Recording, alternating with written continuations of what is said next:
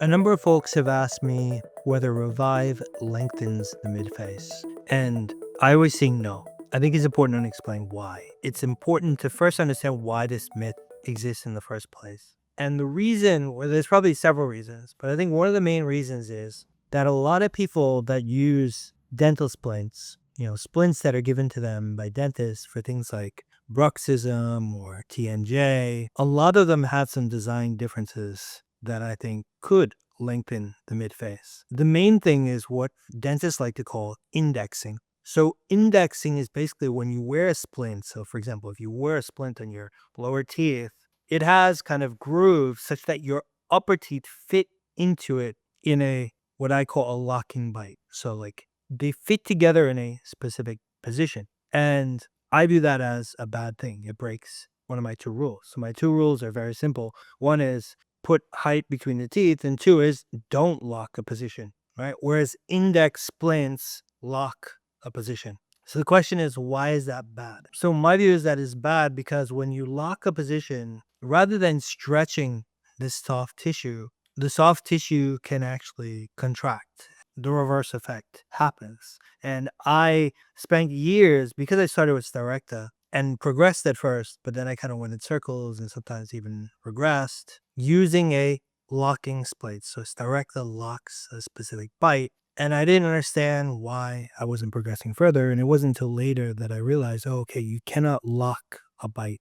And the reason for that goes back to something that my old friend Marcello figured out back in like 2016 or 17. And what he figured out was based on some other research he had done that he then tested, where his whole thesis was that the jaw needs to have several different positions that are supported by the cusps of the teeth and the curve of speech. And what I mean is, when you put your head back, the jaw should kind of go back. And when you put your head forward, the jaw should kind of move forward, right? And when your head is even and you close, that's another position. So there's like different positions of your jaw that are dependent on where your head is on how it's positioned on the neck. His whole thing was that, you need to support each of those positions with the cusps of the teeth. And therefore, if you only support one, you're kind of like forcing the jaw to stay in one place, whereas it was meant to go back when you put your head up and go forward when you put your head down, kind of contracting this soft tissue. And this was based on some research he had done around something called the Gerber lingualized bite, and he called this a lingualized bite. And there were several different positions. There was the E position when you put your head back. There was the A position when you had rest. There was an O position when you made an O sound, and then there was a U position if you put your head down and your jaw went forward. This was the lingualized bite that Marcello was promoting. When I heard that from him back in like 17 or so, I was testing it and I was using my tracking splint, and I figured out, wow, he's right. When I use this lingualized bite splint, I keep improving. The curve of speed keeps improving. Whereas if I lock a specific bite, I might get worse and then I might get better. It was kind of like, it was inconsistent. The question then is, you're wearing a bite splint. How do you support different jaw positions on the same bite splint? And so how you did that was, if you're using something like polymorph or dental resin, you have to put it on your teeth when it's soft, and you actually bite onto it 2 times in 2 different positions. So the way I used to do it is I'd bite first with my head up and my jaw back in E, and then I'd bite again with my head forward and my jaw in U. So you have 2 different bites on the same splint, and you would find that if you slid your teeth across the splint, it would kind of go up and then back down between these 2 positions like a ramp. And so Marcello's thing was, this ramp is very important to the stretch of the TMJ. And I always called the soft tissue. He would always refer to the TMJ. But what we agreed on was that the jaw, in order to lock a bite, you actually need to lock these 2 different positions. So the jaw can be stretched across these different positions. And this basically goes against, like, if you think about like Styrecta was talking about locking a single bite.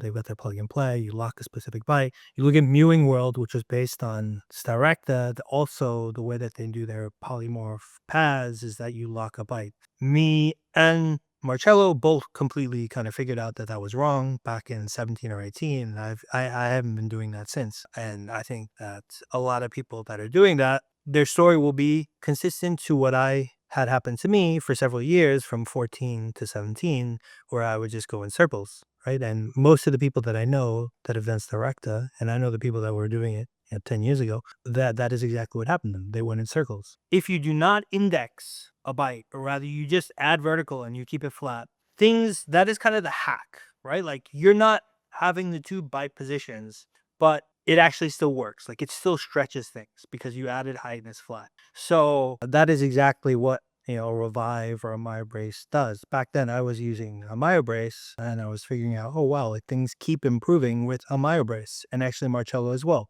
And before he finished, I think in 18, he was mainly using a Myobrace and swimming every day with it. Right. And that's how he was progressing the fastest. And that was how he was inflating the skull and everything was improving. If you keep these mechanics where it's flat, you're adding height, you don't lock a bite position. My consistent finding was that the midface doesn't lengthen. It actually, like, your face gets wider and like the angles get better over time. And so I think, there's a lot of disinformation on the forums about this, where people say, oh, a mouth guard made my face longer. And then when you double click, you figure out that, oh, well, actually they were wearing an index splint that, some TMJ dentist gave them. Or maybe, they were wearing like Myobrace, but the face actually lengthened when they stopped wearing it, which you will hear sometimes. And that happens because you're going to have a small posterior open bite, which closes. And when it closes, that might actually lengthen your midface a little bit because things are collapsing. But if you stick to the rules that I put out, which is that you wear your mouth guard every night, the midface will improve, in my experience.